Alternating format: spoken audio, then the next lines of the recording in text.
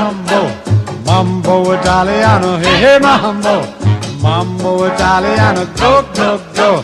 You mixed up a Siciliano, all you Calabrese do the mambo like a crazy with.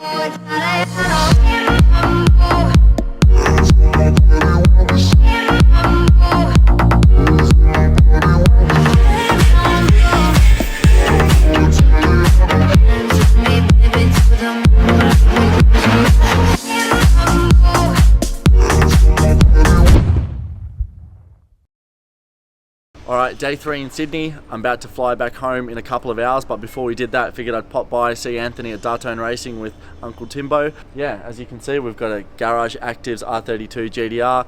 This car was very beautiful before it was taken apart, but it's going to be even crazier. Pretty much, I'm going to get Anthony to talk through most of this video, talk about each car, different packages, things they do, a little bit about the history of the business, their processes. So I think this video will appeal more to the real car fanatics, GDR fanatics. We'll try to get a little bit technical, but obviously the amount of knowledge this man has, we could spend the next freaking 12 months here and we still wouldn't learn everything. So I think we're going to go introduce you guys to Anthony and we'll get stuck into it. If you want to introduce yourself. Hi, I'm Anthony. This is Dahtone Racing. This is where I basically live 90% of my life. This is the kind of thing we do, just build GDRs, mainly street cars, big horsepower street cars. 1,000 horsepower is pretty standard these days, Yep. you know. 800 to 1,000 horsepower is really nice, even daily drivable Yep, street yep. car. You know, everything's sort of got to be a bit different in my opinion. I like to think of the car as an extension of someone, you Okay. know, of the extension of the owner.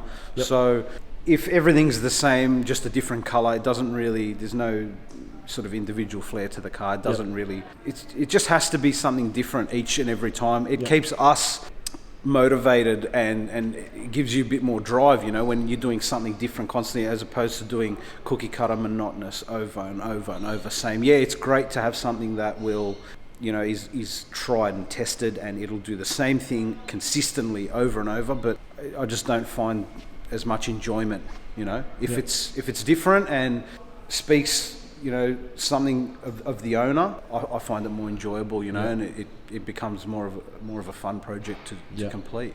And you guys don't do body work.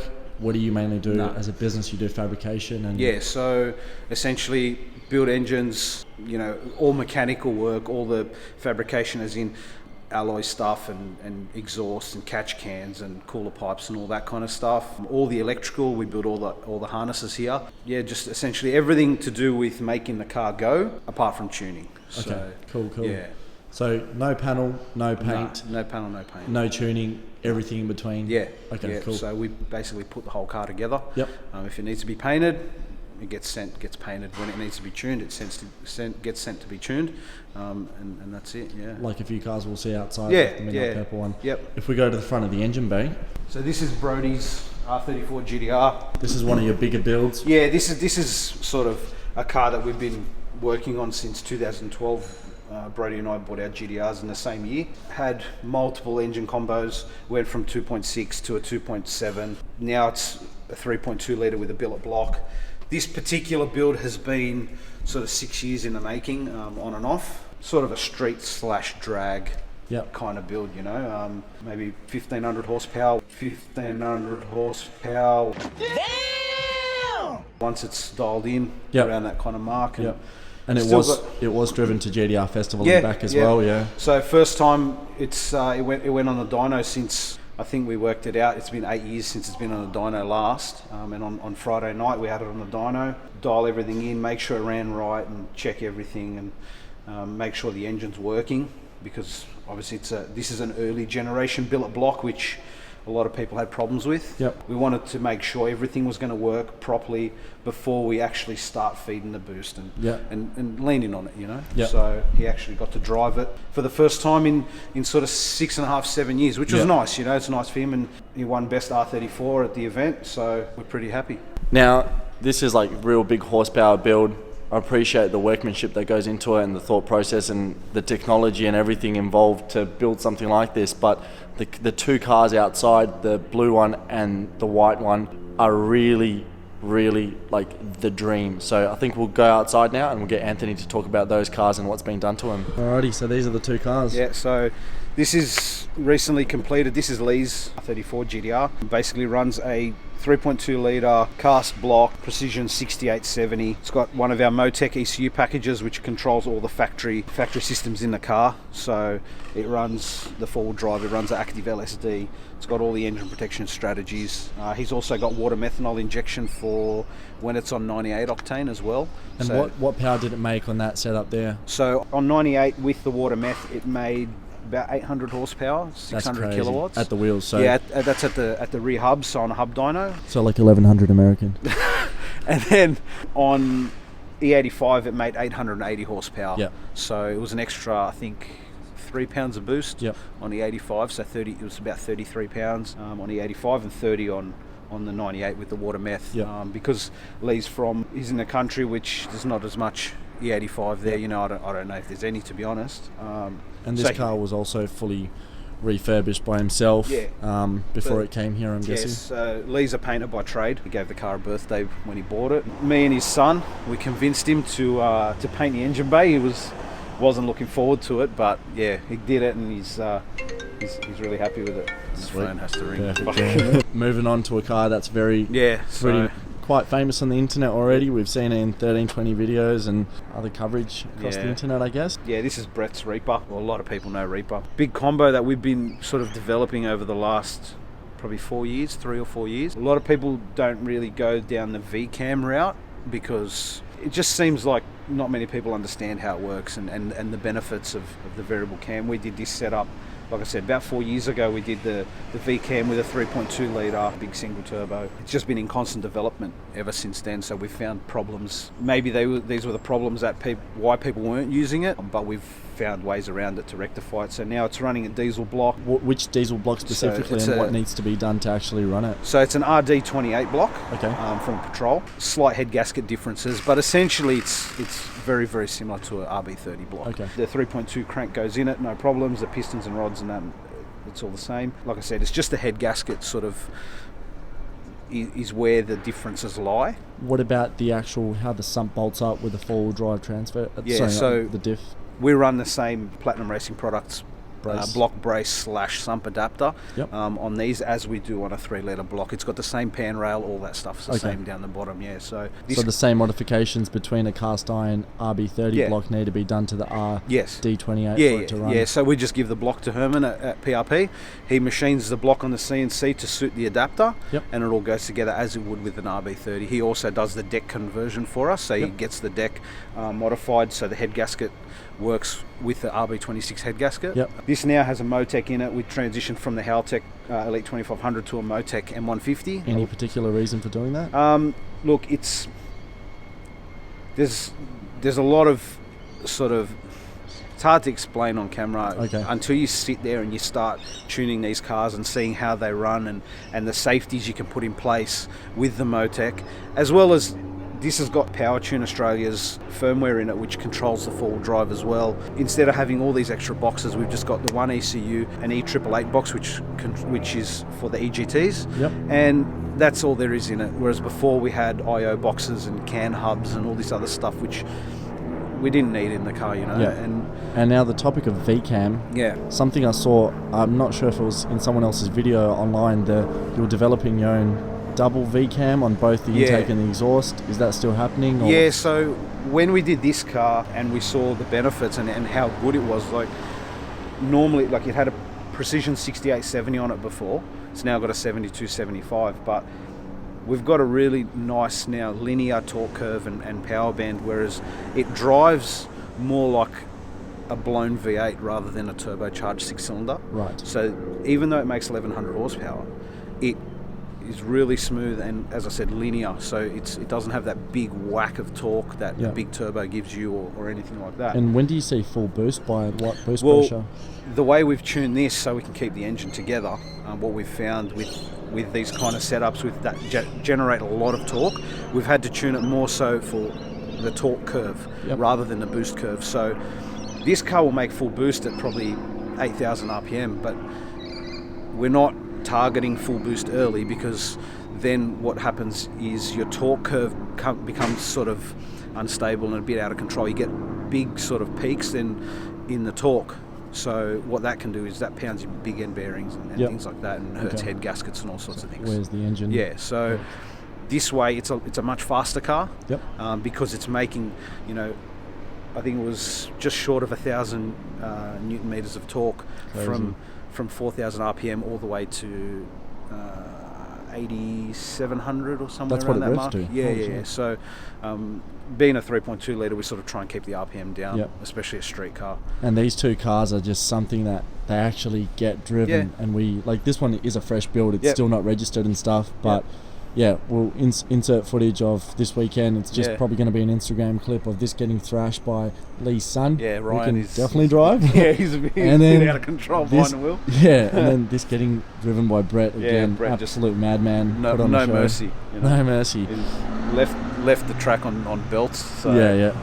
Had to yeah. get towed. So he drove into the event. Yeah. And he got towed home. Yeah, we simply- put it on the trailer, no tyres No left. tyres so in the back. He didn't want to risk sort of getting stuck halfway back here, you know. Yeah. So, Legendary. but like they've all got air conditioning, they've all got heaters, they've all got everything as per standard. Like yeah. you can daily drive these cars Yeah. if you're prepared to, you know, put that much fuel in it, and Yep. and if you're prepared to actually park it somewhere. Yep. Personally, I wouldn't, because The value of yeah, them they're and just too everything behind expensive it. to park anywhere now. You know. Yeah. So, Now, but yep. Sorry. yeah, they're genuine daily driven, you know, 1,100 horsepower, 900 odd horsepower cars that, you know, there's no sacrifices, Yep. you know. So One's running a 6-speed Getrag, the factory That's right, yeah, gearbox. yeah, And so- then this one's running the Samsonite Samsonite, yeah. 6-speed. So If you want to touch topic on gearboxes and Yeah. you know, we see more and more sequentials going in simply Yeah. because look, the Getrag's great. I had one in my car. Brett had one in his car. Lee obviously still has one in his car. They're great for the street. The only problem is now parts availability for them isn't great. okay. So you damage that gearbox, it's potentially a $15,000 gearbox secondhand on Yep. on the GDR market. And you don't know how good that next one is going to be. Well, not just that, you can't buy the parts to fix it if you Yep. damage it. So if you damage a gear, you can't replace it. You damage a selector fork, you can't replace it. Yep. So the boys got to the point where it's better off selling the gearbox as a good running working unit, and then spending the extra money, say extra $10,000, put the sequential in it. It's a faster car, it's a more reliable car. Yeah. It's just sort of the way Yeah. they thought would be best to go. For some viewers, that might sound like a crazy amount of money, $10,000, but when you're in this sort of territory with this caliber of car, $10,000 really isn't much at No, all. well, you think about it, there's $40,000 or $50,000 in an engine. Yeah. You know, plus all your bolt-ons, plus all your ECU. Yeah. You know? Let alone the cars themselves, Yeah, that's especially. right.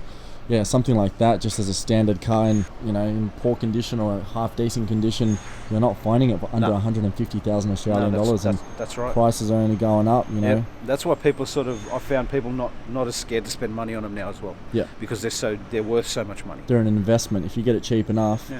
you can put enough money in it where Yeah. you'll make your money back. Compared to something like a Silvia, most Well- of the time you know, they are going up, but Yeah, but not as much as not these. as much as I think these. it's the desirability of these cars, you know.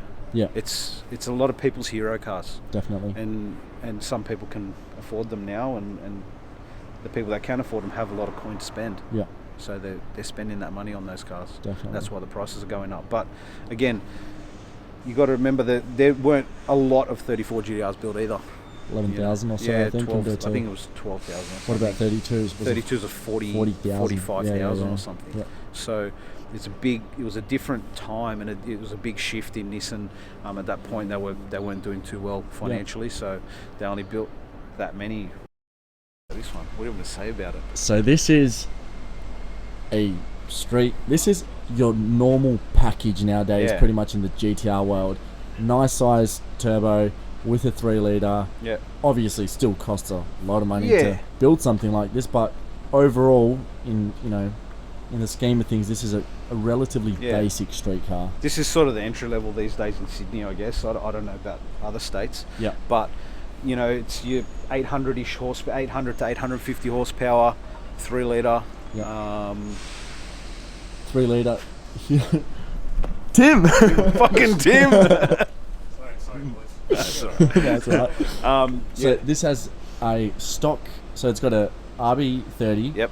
cast iron block Yep. with its factory 3-litre crankshaft. Correct. It's a race prep crank. Like, Yep. it's nothing fancy. It's a factory RB30 crankshaft out of a dirty old Veal or R31 Skyline, or that you even a can Patrol. literally pick up for a couple $100 bucks. Yeah. Not sure about nowadays how good No, they well, are, but you know, crankshafts are pretty good in these. You know, we've Yep. spun them to 9,000 RPM and over 1,000 horsepower, sort of 1,200-ish horsepower in the past. for it to last, Yep. obviously the lower capacity engine tend to like revs a little bit more than the higher capacity engine, the 3-litre with the stock crank in it. Is that true? Yeah, so with a 2.6 litre or 2.8, Yep. you can go 9,000, you know, Okay. safely and reliably. How about these? With that's these, you know, $8,000 is sort of where I'd sort of stick to keep it alive for a long period of time. When I talk a long period of time, I'm talking, you know, 30,000 plus kilometres. Okay. You know, I've got some out there with 60, 70,000 Ks on them. Yeah, You yeah. know, it just depends on what you do with the car, how hard you drive it, how much you race it, and Yep. and also how well you maintain it as Definitely. well. So, but this is it. Like, this is our most common package. So 3-litre, 26 head. Pistons, rods. Yeah, just Nitto pistons and rods. basic cylinder head, and no porting or anything crazy going on. Oh, there. this head's got a light hand port. It's nothing Okay. fancy. I had it sitting on the shelf, and Yep. and Bono goes, yeah, cool. I'll put that on my car. Yep. Like, yeah, Off no the worries. shelf, Yeah. 6-boost, high mount manifold. Yep. Precision versus Garrett. I haven't been seeing too many Garretts in your workshop. What's the go with that? Look, Precision make power. Like, they're not as reliable as a Garrett, Okay. but they do make the power, and they make it easy. Yep. You know, so everyone wants to go Precision. I personally have Garrett on my personal car, mainly for the reliability standpoint. You know, there's a lot of Precision are smoky, this and that, which is true. They're not great with burning oil and things like that, but they make the power, so it's sort of a sacrifice that some guys are willing to make. You know, Yep. a little bit of oil smoke out the back. Yeah, and I So- guess we'll move on to one of the more exciting builds and something that's completely different, your Yeah. personal car. So, Yeah, my personal car Yep. that I've hacked to pieces. Yep. Alrighty. The, Yeah, big, so- the big boy wide Yep. body. I'll give Yeah. a bit of history and my personal opinion about the car.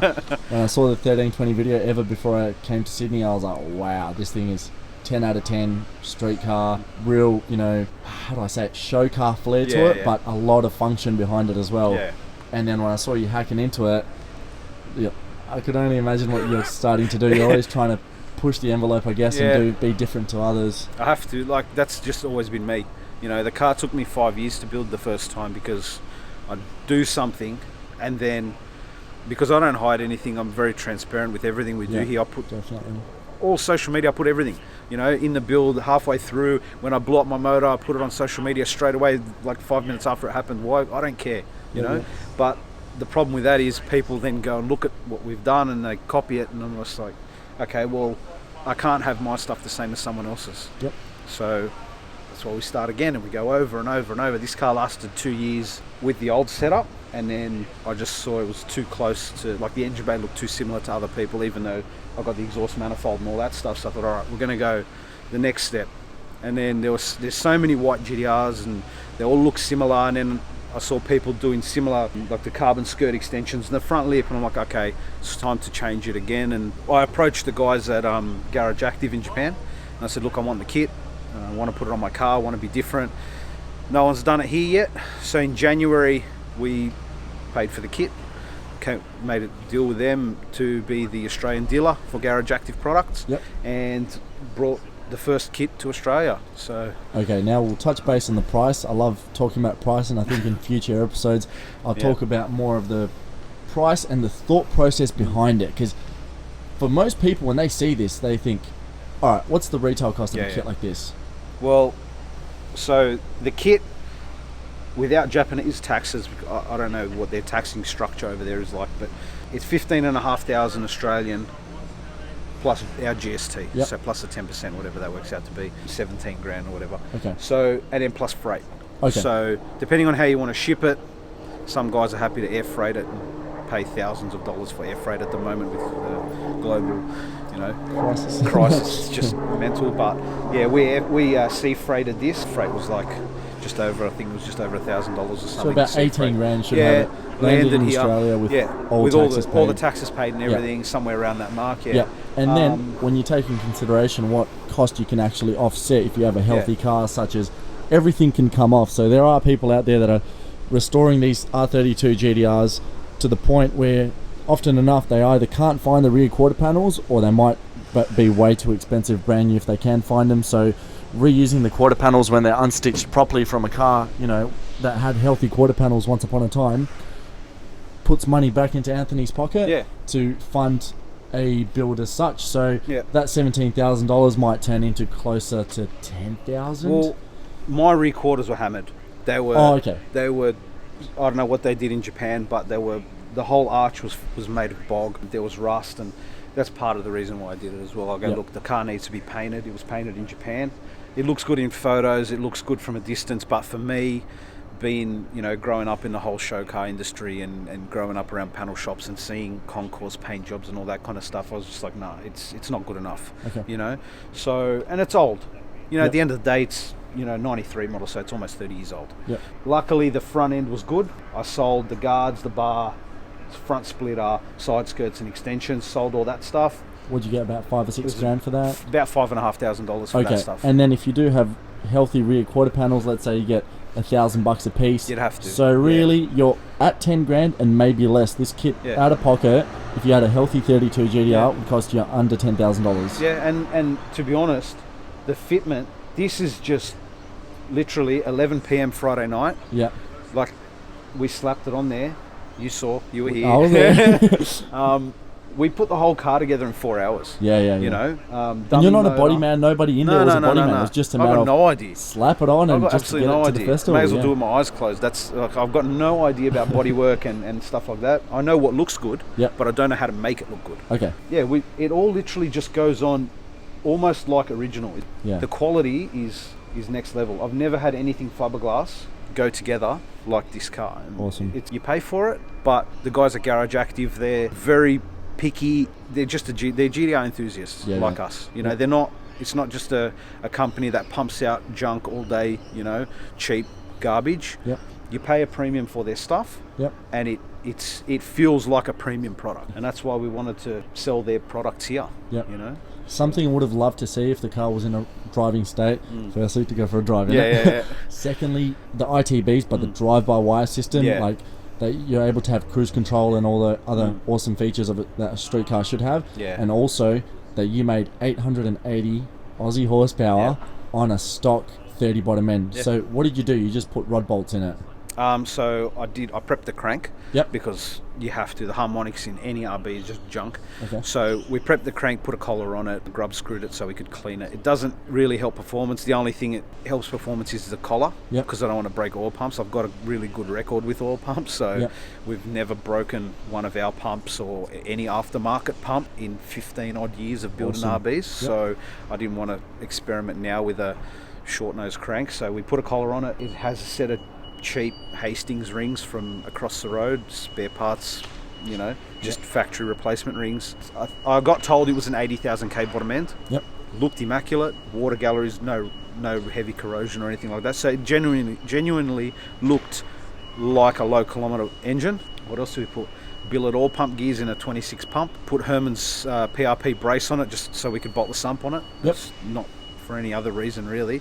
Factory main bolts, factory conrods, factory pistons. Going up towards the cylinder head. Yeah, I actually put a MLSR Permaseal head gasket on it. I didn't put a Tomei like I normally do on most of these cars, or fire rings or anything like that. It's just a $200 metal head gasket from across the road because they wanted me to try it. So yeah, cool, I'll do it.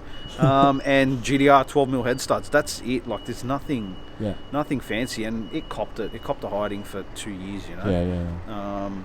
880 horsepower at the hubs. Garrett GDX 42, all the stuff that's on it. Awesome. Getrag 6-speed at the time. Yeah, had a 6-speed, 411 diff gears. Yep. Awesome. And just mad street car, you know. I drove it to Bathurst twice. Third time is when it expired. You know, time for it to go. Cardo's fault. Yeah, and that's it.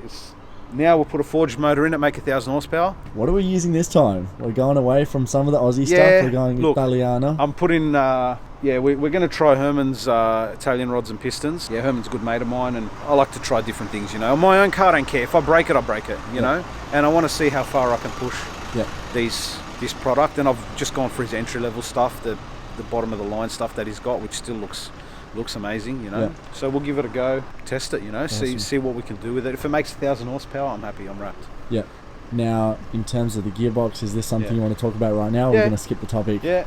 Something that I've been looking into for the past few years. I'd say 12 months, like religiously. We spoke about it. We spoke about it a while ago, yeah. And then Anthony, as usual, is a step ahead of everybody, and he's already committed to it. So Again, Herman from Platinum Racing Products, he sent me a photo of one of them on a pallet in Germany, and I said, "Yep, get me one." So I go, "How much?" So he got me one, and we're going to put a DCT BMW M4 transmission in it, 7-speed DCT. Dual clutch, paddle shift. Yeah. Oh, this car won't be paddle shift. Okay. This car will have a sequential shifter in it. I just think it suits the car a little bit better. Yep. We're also going to put one in my Datsun 260Z, which we're building all drive RB26. Damn, I didn't know that.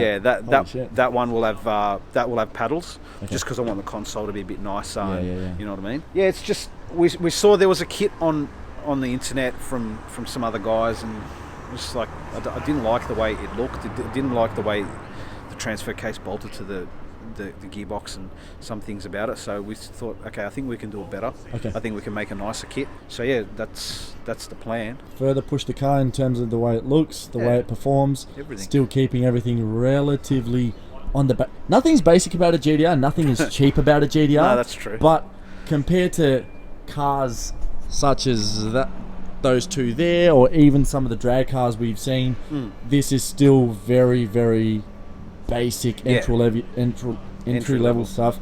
And considering that this is let's just talk about the gearbox. Everything has a thought process behind it, and like a cost offset almost, where it's $15,000 20-year-old Getrag, or spend $15,000 to $20,000 on adapting a 5-year-old freaking German-made gearbox that is way better geared than that Getrag is, and can do many other things.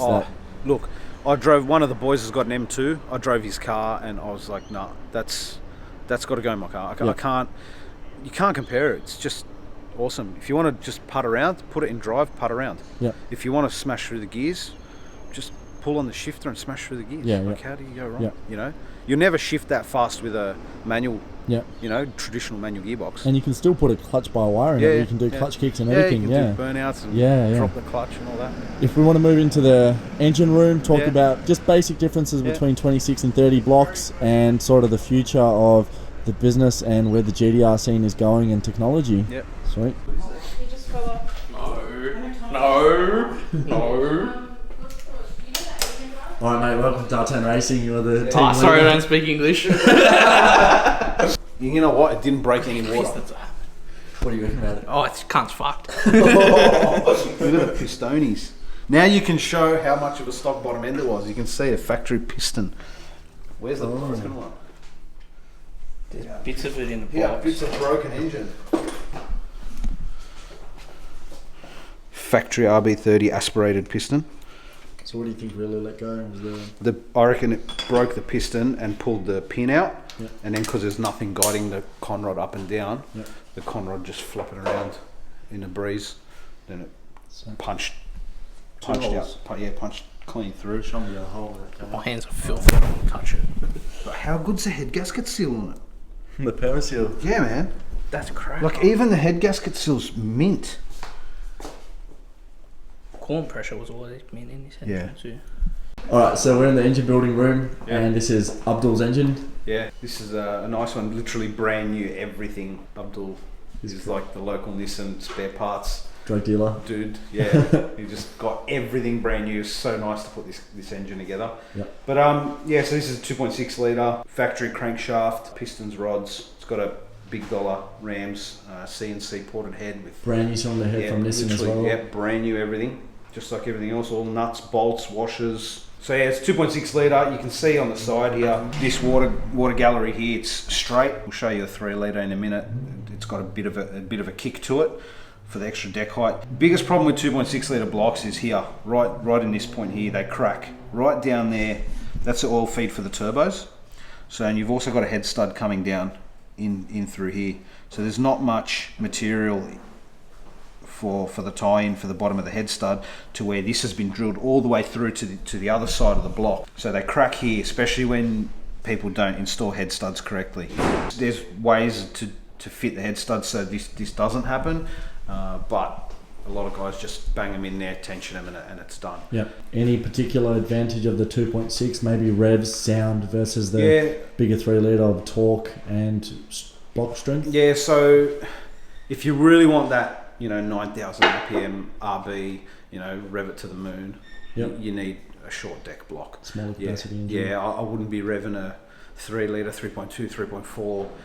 Unless you're prepared to rebuild the thing all the time, I wouldn't be revving it beyond sort of 8,500 RPM. Okay. Yeah, once you start going 9.5, 10,000 on those big stroke engines, you start to get bearing wear problems and all that, because the rotating mass is just, it's so heavy, the stroke's so long that they eventually pound the bearings out of them, the big ends, because they're so small. They're very narrow bearing. They're not designed for what we're doing with them these days. They're designed for like 500 horsepower sort of thing. But yeah, look, if you want the big revs, short deck's the way to go. Unfortunately, they're not the greatest block in the world. You have to make sacrifices. Can't have everything these days. We've seen block braces to adapt full drive kit Star B30s, and we see Platinum come out with their adapter, not only adapter kit but also a brace that strengthens the block and ties in the factory girdle. Yeah. So this 2.6. So anything that's going to make 500 plus kilowatts, we put braces on. PRP brace, just because. One, it helps stop the main girdle from walking around, stops the block twisting from the front diff and all the torque that's coming through the front. Two-wheel drive engine's not as essential at that 500 kilowatt mark. Once you go beyond, you start seeing guys going 800 horsepower, 1,000 horsepower. We like to put braces on them as well. But yeah, this, you can see here, the purple, that purple part there, that's the block brace for this. So this engine's built for 1,000 wheel horsepower. Whether Abdul's going to make that, I don't know what his plan is exactly yet, but he wants it all. He wants everything, all of it. That's sort of the basic idea, It's not a very complicated formula. Over time, parts are getting cheaper. Technology keeps improving. Cars keep getting faster and faster for less money. In saying that, things like body panels and shells are becoming more expensive and becoming harder to find, but in terms of engines and everything else related to it, it's getting a lot cheaper by the day and a lot more. Where do you see technology going? Are we going to go much further up or? Well, the way engines are going, like the body side of it, to me, I'd rather buy a car that's no rust, good body, rather than a car that's got, the running gear doesn't matter. At the end of the day, running gear, you can build anything and put it in it. As long as the body's good, that's what I look for in a car. With these engines, the blocks are getting hard to find. Yes, they're getting dear, but then you've also got billets now. With the billets, the way things are going, if you're prepared to keep up with the maintenance schedule of a billet engine, if you're prepared to, most of the time they need to be a dry sump or an external pump or something along those lines. If you're prepared to live with that stuff, the power levels of what we're seeing, so 1,000 horsepower now with a cast block is, normal, daily drivable. That's going to increase with more people going billet, as long as they're prepared to maintain them. Okay. It's not like a cast block. You can't just sit in it, hit the key and go. There's things you need to do to a billet to keep it alive. But now PRP is going to be coming out with engine blocks, so there'll be a cast block with better material. Really? So that's going to be another step forward. So now with a cast block, we're going to be able to make those big horsepower levels, not worry about cracking through, or water galleries, wash plugs and all that stuff. Okay, so what you're saying, Platinum is going to come up with their own RB cast iron block that is brand new and obviously strengthened in areas that they weren't from the factory. And ready for the brace already, so it doesn't need to be machined for the brace. Integrated main cap brace or the other brace, the normal overlay. So there's that, and again, like I said, there's the billets as well. So you're going to have two sets of aftermarket blocks depending on what you want to do with your car. So you can put a billet or you can put a cast, and they're both going to be able to cop more than an OEM 30-year-old block that's, copped it all its life. Totally understandable. Anything else we want to cover today? Any other topics? Anything else that you think is interesting? Where do you see the market going? I think a lot of people are claiming COVID tax. I personally think that Australia, we've had it way too good for way too long. We've got relatively high wages compared to the rest of the world. Easy access to these Jap cars, very cheap. Like sometimes from personal experience, you've seen me buy Supras for $1,500, R30s for $1,800. So now all of a sudden everything's so expensive, people are freaking out. Do you see the prices going higher and higher as more of these cars become legal in America? I think we're going to get to the point where all the good cars, Yep. they're going to hold their value. They may go up because they're always going to be desirable. These cars are not going to ever be not desirable. There's never going to be a point where there's no following. They're a cult car. Yep. You know, they've been people's dream cars for 30 years. So you're always going to have people that want these cars. So the good stuff is always going to command a premium. Yep. I don't think people are going to continue to pay ridiculous money for bad cars. Because there is some real junk out there, and a lot of the junk's now starting to come through because I don't know if it's the people in Japan or whatever, we're seeing a lot of people importing rust buckets, absolute garbage, like cars that I wouldn't even bother saving. Yeah. So a good car, like for example, like Brett's car or Reaper. Even that blue one, yeah. Yeah, like Lee's blue car, it's beautiful, you know, it's underneath that car's like new. Mm-hmm. Those kind of cars are always going to attract a premium, and I don't see them going down at all because they're only getting rarer. You know, it's like Falcons, you know, XY, XW Falcons and Walkinshaw Commodores and all that kind of stuff. They're only desirable in Australia. Yep. These cars are desirable worldwide. Worldwide, yeah, big time. You know, they've got a cult following everywhere. Yep. So that's why the demand is always going to be more than the supply. Yep. So, you know, and the older they get, the supply is going to get lower and lower and lower. So, you know, for the good cars, yes, the prices are going to be pretty high.